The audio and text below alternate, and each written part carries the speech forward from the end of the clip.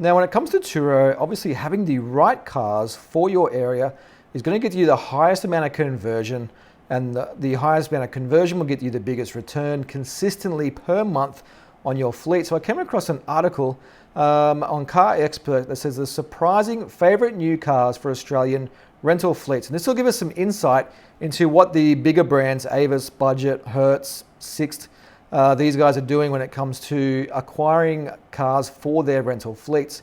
So we take a look at the article. It says Australia's top 20 best-selling cars among rental fleets in 2023. So they say the Toyota Hilux, which was the second best-selling vehicle in Australia last year, is the number one vehicle for car rental, which I thought was surprising. Although saying that, my LDV T60, which as we know got bought back by LDV, which was pretty cool, it was the highest earning vehicle in my fleet as well. So we could be just onto something which is a dual cab ute, could be the way to go. The Toyota Corolla jumped from 12th to 2nd, so a small type car. The MG ZS, which is the SUV version, from 5th to 3rd. And the MG3, I have one of those in my fleet, went from 18th to the 5th. The MG3 rents out very consistently. Another MG, the HS, which I think is another small SUV, went from 42nd to 4th. And the Kia Carnival from 27th to 9th. I think a Kia Carnival is a good addition as well. The only thing is that it can be expensive. So you're looking at 30,000. You may get one sort of 2015, 2016 for 25k, but it's a big investment, and you're going to need a good return from that. Where you can get the MG3, you can buy them second hand for 13k, 14k. So big difference in capital acquired. Australia's best-selling vehicle in 2023, the Ford Ranger, sat at only 10th in rental sales, with the third best-selling Isuzu D-Max sitting at 11th. I'm not surprised, because the Ranger and the D-Max, if you're looking to buy them brand new, they're 80, 90 grand. So I wouldn't be buying them for a rental fleet. But the vehicle with the highest percentage of sales going to rental fleets, now I might mess up the name of this, but it's the Cupra Ateca.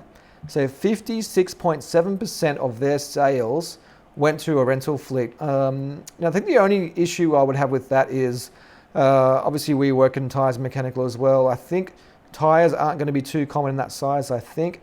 I don't know a lot about this car, and I'd imagine that getting parts and getting service and maintenance done and warranty is going to be a hassle. So I wouldn't be inclined to go that way. I'd be more inclined to go the MG3 route or the Toyota Corolla route by far. It says the Renault Koleos cracked the top 20 with 1,396 sales, or 50% of its total sales went to the fleets. Only a handful of other vehicles saw more than 30% of their sales go to rental fleets. Skoda, the BMW 5 Series, and the Renault Captur, and the Peugeot. Very strange that they would, the rental companies would acquire those. I think it's very risky and a lot of downtime in those cars. The most popular vehicle overall with the highest retail sales was the MG HS at 29.7%. The Mitsubishi ASX, which has always been a very good renter, wasn't in the top 20. So I think a lot of these companies are sort of pricing themselves out, and the MG is coming at 100 miles an hour. You can get a good car, easy to maintain, cheap on fuel, cheap on parts, cheap on tires, and you're not having to wait like a Cupra, whatever you want to call them, I'm not sure. So there you go. So total sales to rental companies, the Hilux was 5,297, Corolla 4,600, and then MGs just stack it up there. So in my fleet, I have an MG3, a Mitsubishi Outlander. I'm looking to get a Kia Carnival. I wouldn't mind a CX-5, easy to repair as well. I would steer clear from the D-Max, Sportage. Everest is very expensive as well.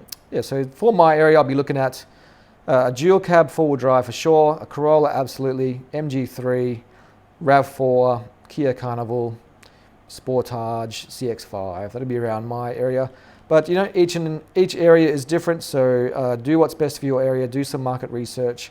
But this is a pretty good start to growing your fleet and knowing what the bigger companies are doing, because if they're doing it, there's obviously a reason behind it. So you don't have to reinvent the wheel. You just have to get inspiration from those around you. Good luck.